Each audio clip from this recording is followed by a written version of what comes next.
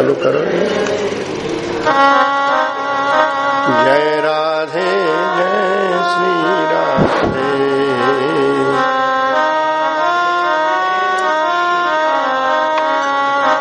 जय राधे जय श्री राधे, जय राधे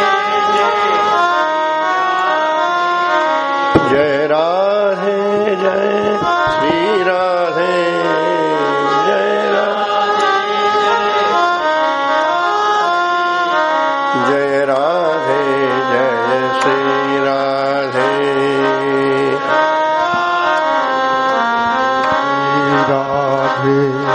जय श्री राधे, जय राधे जय श्री राधे, राधे जय श्री राधे,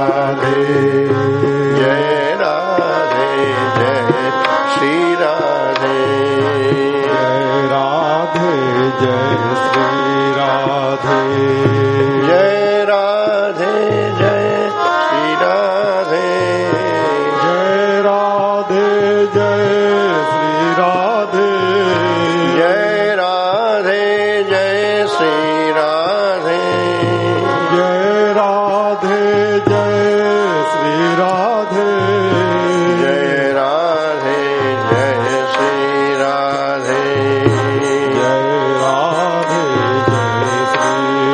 राधे, जय राधे जय श्री राधे, जय राधे जय श्री राधे, जय राधे जय श्री राधे, जय राधे जय श्री राधे, जय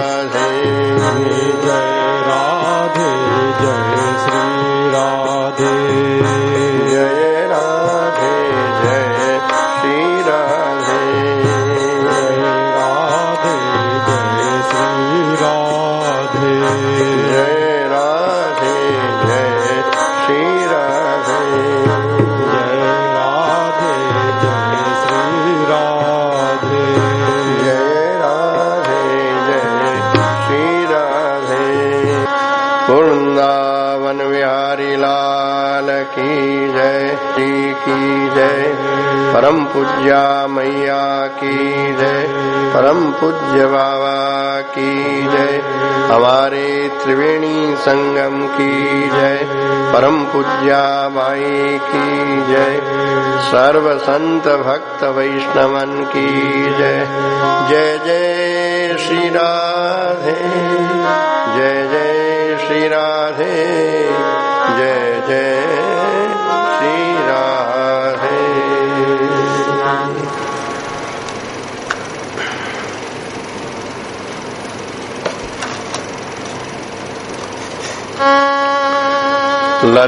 ललिताम्बां मयीं ध्येयाम् रामदत्ता पदाभिधाम् आत्मस्वरूपिणीं साध्वीं वन्देऽहं धर्ममातरम् कृष्णस्वरूपिणीं वन्दे हनुमत्गुप्त सन्ततिम्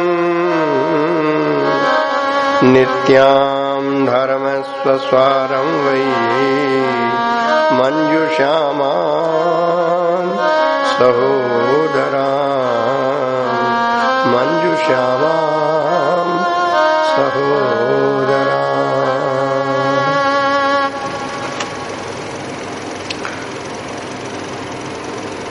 भगवत स्वरूप प्रातः स्मरणीय गुरुजनों में, गुरुजनों के श्री चरणों में सभक्ति प्रणाम करते हुए भगवान श्री राधा माधव की अहेतु की कृपा का अनुसंधान करते हुए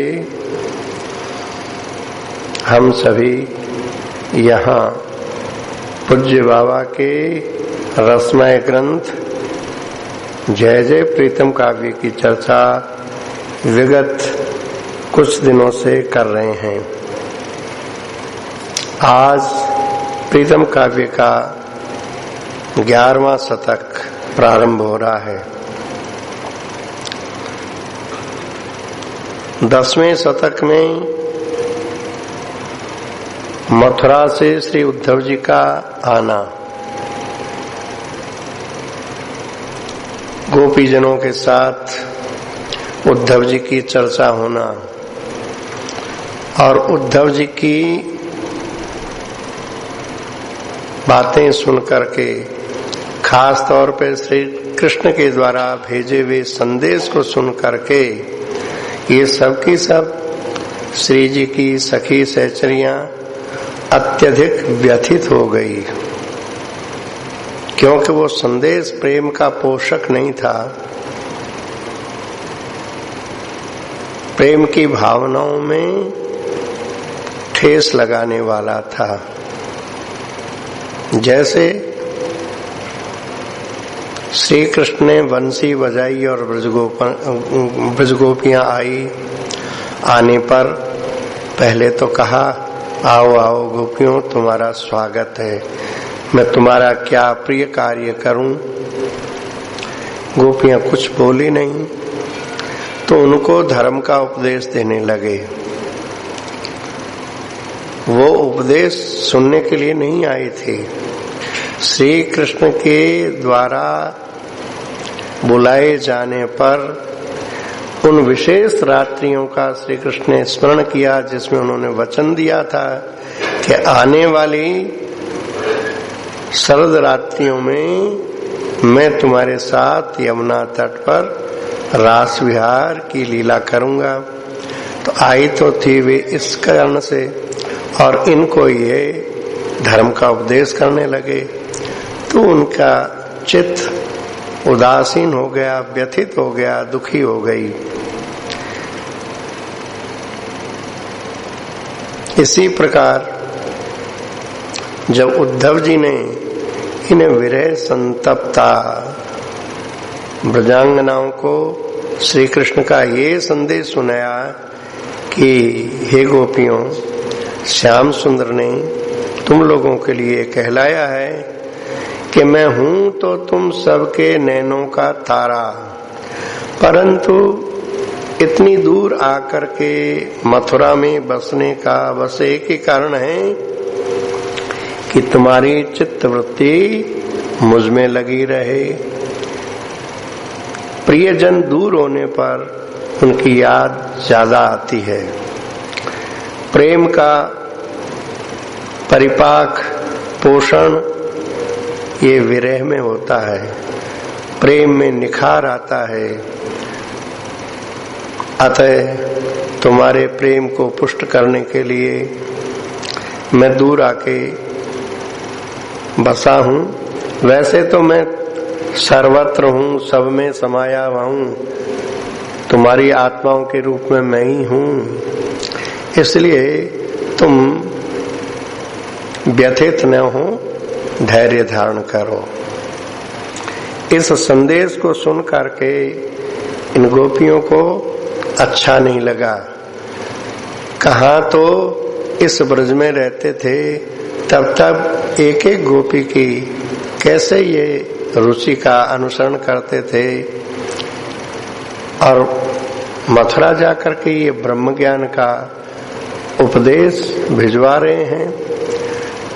तो इस बात से व्यथित होकर के श्री जी की 49 प्रधान सखियों ने एक एक करके अपनी व्यथा श्री जी को सुनाई। श्री जी नेत्र बंद किए वे कितना सुन पा रही है और कितना नहीं सुन पा रही है, ये श्री जी जाने, पर श्री जी ने नेत्र नहीं खोले। ब्रजगोपियों की व्यथा सुन करके उद्धव जी मन ही मन विचार करने लगे, ओह, मैं व्यर्थ में ही इनको उपदेश कर रहा हूं। मैं ये समझ बैठा था कि मैं परम तत्व का ज्ञाता हूं, सांवर का प्रिय सखा हूं, पर सांवर से जुड़ा हुआ जीवन तो आज मैंने इन ब्रज गोपियों में देखा। इन ब्रजबालाओं की व्यथा सुनकर के सरोवर का नीर विकल होकर के उफल पड़ा और इन गोपियों को कमर कमर तक जल के वेग ने हिला दिया। वृंदावन के वृक्षों की जड़ों में जाकर के उलझ गया। ये सब देखे उद्धव जी का जितना ब्रह्म ज्ञान था, ब्रह्म ज्ञान का जो ज्ञान था कि मैं ज्ञानी हूं, ये ज्ञानाभिमान उद्धव जी का सर्वथा विगलित हो गया और महादैन्य मन में जागृत हुआ। महादैन्य जागृत हुआ कि मेरे अंदर तो इन गोपियों के प्रेम का कण भी नहीं है। मैं कैसा श्री कृष्ण का प्रिय सखा हूं। प्रेम क्या वस्तु है, सांवर क्या वस्तु है, ये बाला और गोपियां क्या वस्तु है। ये तो आज तनिक सा प्रकाश मेरे जीवन में इनकी इस दशा से एक अनुमान हुआ। विकल हो गए। विकल होकर के मन ही मन पुकारने लगे कि हे मेरे सांवर देवता, मुझ सर्वथा अनधिकारी को तुमने कृपा करके जब इनके पास भेज ही दिया तो एक कृपा और करो। मैंने इन प्रेममयी गोपांगनाओं की तो बातें सुनी, पर श्रीमती जी के मुख से अभी एक शब्द भी नहीं सुन पाया।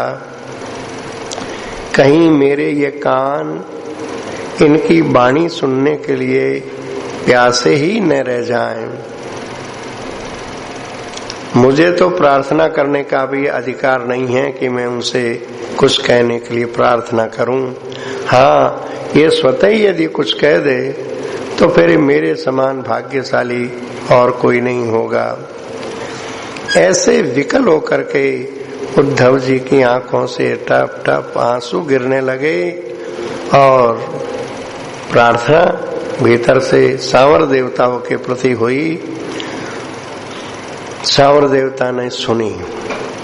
वहां पर रूप बदल करके, शास्त्रीय भाषा में जिसको कहते हैं प्रच्छन्न रूप, असली रूप को छिपा करके कुछ और रूप बना रखा है। वो क्या रूप बना रखा है? वो मंजू श्यामा के रूप में इनके सांवर सखाई वहां श्री जी के पास बैठे हैं। ये प्रार्थना मंजू श्यामा के हृदय में जागृत हुई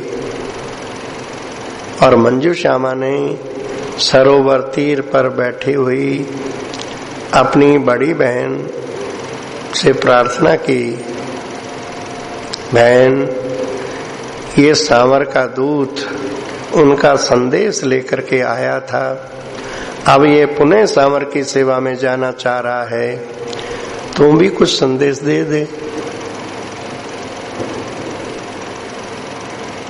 मंजू श्यामा के इस प्रकार अनुरोध करने पर श्री राधा श्याम सुंदर की स्मृति रूपी सिंधु में गहरी डूबी हुई थी। जैसे कोई समुद्र के तल में बैठा हुआ अचानक ऊपर चला आवे, इसी प्रकार इस मंजू श्यामा की बात ने श्री राधा को बोलने के लिए प्रेरित किया और उसकी पलकें खुली। आंखें खोल करके पहले तो उसने अपनी छोटी बहन की ठोड़ी का स्पर्श करते हुए कुछ देर तक सुबुकियां भर करके रोने लगी। फिर अपने ही आंचल से अपने आंसुओं को पोंछ करके कुछ धैर्य धारण करके अपनी बहन का लाड़ रखने के लिए, उसकी कही हुई बात का पालन करने के लिए श्री राधा बोली। एकादश शतक का नाम ही रखा है बाबा ने, किशोरी मुखर हुई। मुखरोही मतलब बोली। अब ध्यान से सुनिएगा, अब तक तो सखियों की चर्चा हम लोग कर रहे थे। एक एक सखी ने श्याम सुंदर को उलाहना दिया है कि श्याम कहते कुछ हैं, करते कुछ हैं। उन्होंने वचन दिया पर निभाया नहीं। एक एक सखी की अंतर्वेदना इसी प्रकार की है, लेकिन उनका श्याम के प्रति समर्पण ऐसा है, श्याम चाहे इन्हें तरसावे, दुख देवे, ज्ञानोपदेश दे दे करके इनके हृदय को और व्यथित करे, पर ये श्याम की स्मृति छोड़ नहीं सकती। श्याम इनके हृदय में इस प्रकार से बस गए हैं कि ये चाह करके भी वहां से श्याम को हटा नहीं सकती। ऐसा इनका निगूढ़ प्रेम श्याम के प्रति है। अब श्री राधा बोलने लगी तो उसने कहा, मंजू तू कहती है संदेश दे दो, क्या संदेश दूं? अच्छा इतना ही कह देना, वे जहां भी रहें सुख से रहें, सपने में भी उनको कोई शोक छू न जाए। उद्धव जी की तरफ नहीं देख रही है, मंजू श्यामा से कह रही हैं। अच्छा, जैसे अशोक वाटिका में श्री जानकी जी रावण ने जब बहुत मारने की धमकी दी तो तृण धरी ओट कहती बेदेही, वो तनके को देख रही है। क्यों तनके को देख रही है? आर्य मर्यादा है, कोई सती किसी अन्य पुरुष से बिना अपने किसी निकट स्वजन की साक्षी के बिना अकेले में बात नहीं करती। श्री राधा आज तृण क्या है? तृण श्री जी का भैया ही तो है, ये भूमिजा है और तृण भी तो भूमि से ही उत्पन्न होता है। तो भाई की सन्निधि में जैसे कह रही हैं, ऐसे ही आज श्री राधा अपनी सहोदरा बहन मंजू श्यामा की ओर देखती हुई कह रही है। कहते कहते ये महाभावमयी है ना, तो इसकी धारा कहते कहते कहीं की कहीं पहुंच जाएगी। अभी तो उसने शुरू ही किया है। कहीं भी वे रहें मेरे सांवर, सुख से रहें, सपने में भी उनको शोक छू न जाए। पर मंजू एक बात मेरे समझ में नहीं आती, संदेश तो किसी दूरस्थ व्यक्ति को दिया जाता है ना। यहां मैं देख रही हूं कि मेरा हृदय उनका कुंज भवन बना हुआ है। यहां निरंतर वो खेल रहे हैं। ये मेरा भ्रम है या वे दो बन करके खेल रहे हैं कि एक रूप में वहां है, एक रूप में यहां है? इसका निर्णय तुम ही कर लो। सचमुच ही जैसे तुम लोग कह रहे हो कि वे मथुरा चले गए, यदि ऐसी बात है तब तो उन्होंने बहुत अच्छा किया, बहुत अच्छा किया, क्योंकि वे सुंदर हैं, उनके मन में निर्मल अनुराग है। मेरे प्रति तो उनको सुंदरता का भ्रम हो गया था। मैं सर्वथा उनके योग्य नहीं हूं, मुझमें कोई सद्गुण नहीं है, बल्कि अनेक दोषों की मैं खान हूं। फिर भी न जाने वे मेरे पर इतने रीझे हुए थे कि जब वो मुझे प्राणेश्वरी कह करके हृदय से लगाते तो मैं लज्जा में गड़ जाती थी। जब रूप नहीं, गुण नहीं, तो उनका भ्रम कैसे दूर करूं, कैसे समझाऊं? समझाने का प्रयास करते थे, पर जब प्रयास करते करते थक जाते तो मैं सोचने लगती कि चलो यदि इनको ऐसा ही मेरे प्रति अनुराग है तो मैं जरा सा अपने को सजा लूं। तो मैं वस्त्राभूषणों से अपने को सजाती और मेरे से भी श्रेष्ठ जो मेरी सखियां इनका स्मरण करती कि कहीं सुंदरता में इनकी छाया भी छू लूं। ये श्री जी का दैन्य हो। श्री जी के समान सौंदर्यवती, रूपवती, गुणवती कोई है नहीं, पर महाभाव का दैन्य भी बड़ा विलक्षण है। ये अपनी सखियों को अपने से भी श्रेष्ठ समझती है, तो उनको याद करके कहीं उनकी छाया को छू लूं, ऐसा मैं प्रयास करती, पर मैं अपने को सजा नहीं पाती, स्वरूपा नहीं बन पाती। इतने पर भी जो प्यार मुझे इनसे मिला वैसा प्यार आज तक कोई न ले सके, और आगे तुम ही जानो। अब तक तो ऐसा प्यार किसी को नहीं मिला। अतएव हे प्रीतम, यदि तुम सचमुच ही मुझसे विलग हुए हो, यहां से यदि मथुरा चले गए हो, तो मेरा भाग खुल गया। एक एक बात को ध्यान दीजिए, क्या जगत का धरातल और प्रीति का धरातल, इसमें कैसा विलक्षण भेद है।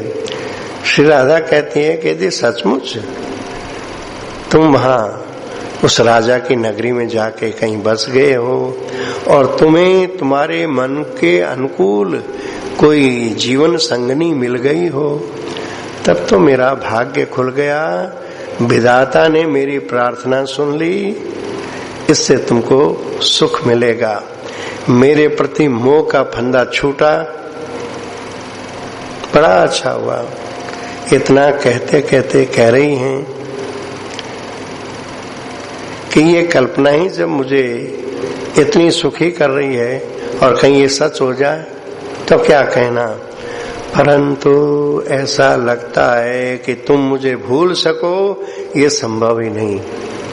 तुम मुझे भूल सको ये संभव ही नहीं, क्योंकि मैं अनादिकाल से जानती हूं कि तुम कैसे हो। तुम्हारे स्वभाव से मैं भली भांति परिचित हूं। तुम मुझे भूल सको ये संभव नहीं। पर ये दूत है, वो अनुताप भरा हुआ है। ये सखियां हैं, ये भी कहती हैं कि वो यहां से चले गए।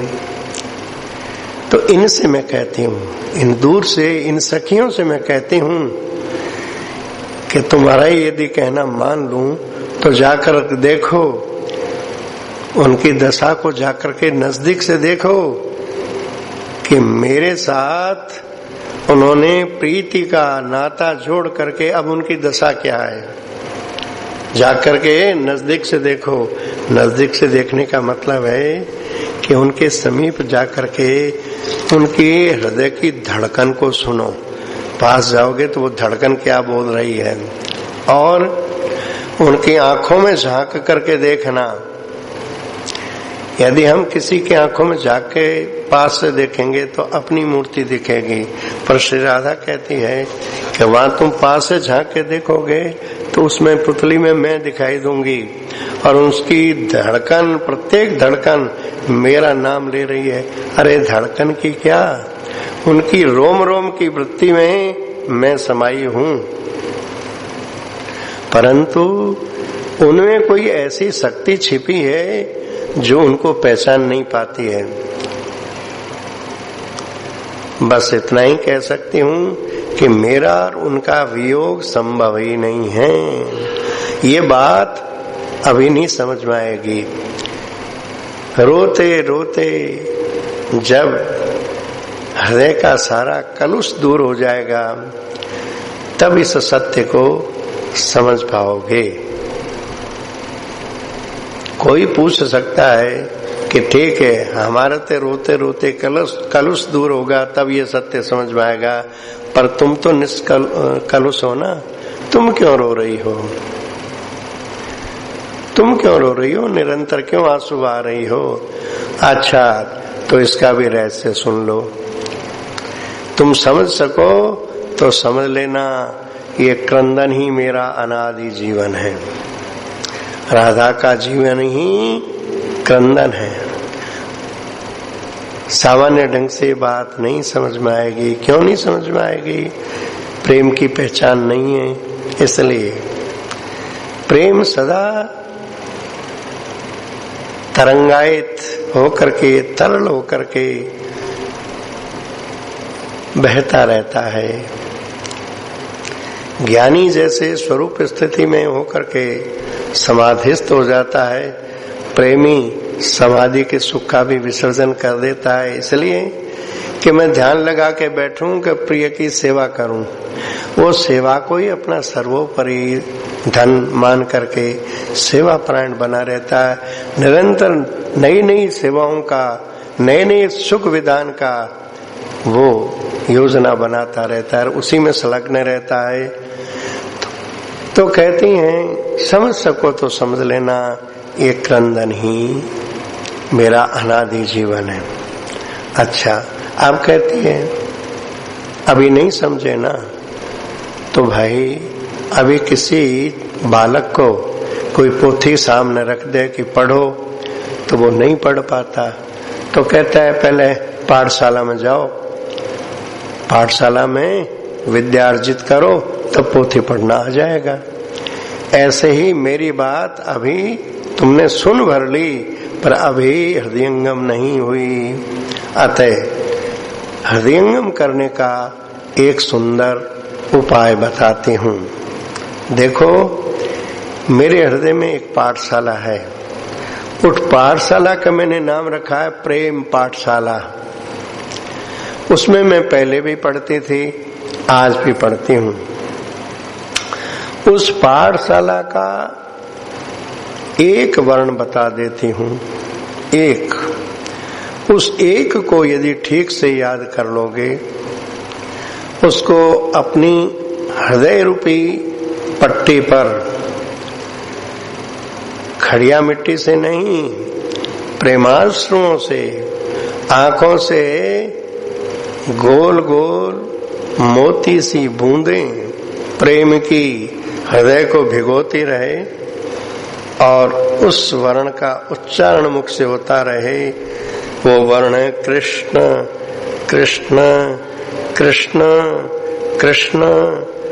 बस इस प्रकार कृष्ण कृष्ण की रट लगाए रहे वाणी से। और इस कृष्ण नाम उच्चारण के साथ साथ जैसे जैसे हृदय विगलित होगा, तो वो विगलित हृदय इन नेत्रों से आंसू टपकाएगा। वे आंसू कपोलों पे होते हुए हृदय को भिगोते रहेंगे। तो हृदय में ये कृष्ण नाम अंकित हो जाएगा। जब कृष्ण नाम अंकित हो जाएगा, ये अक्षर है ना कृष्ण, ये कृष्ण का अक्षर का बोध होते ही, अर्थात उसकी ब्राह्मी स्थिति हो जाएगी कृष्ण कृष्ण जपने से ही। बाबा का एक वाक्य है, नाम जप से पारमार्थिक ऊंची से ऊंची स्थिति जो अन्य किसी भी साधन से होती हो, वो केवल नाम जप से हो जाती है। ये मेरा अनुभव है, ऐसा बाबा कहते हैं। यहाँ बाबा कहते इसका मतलब है श्री राधा किशोरी कहती हैं, वही तो यहाँ बोल रही है, कह रही हैं। बस इस अक्षर का बोध होते ही, ये कृष्ण नाम हृदय पे अंकित होते ही पहले ब्रह्माकार वृत्ति हो जाएगी, शोक मोह की निवृत्ति हो जाएगी, संपूर्ण संसार में सर्वत्र एक ब्रह्म सत्ता ही दिखाई देगी, जिसका संकेत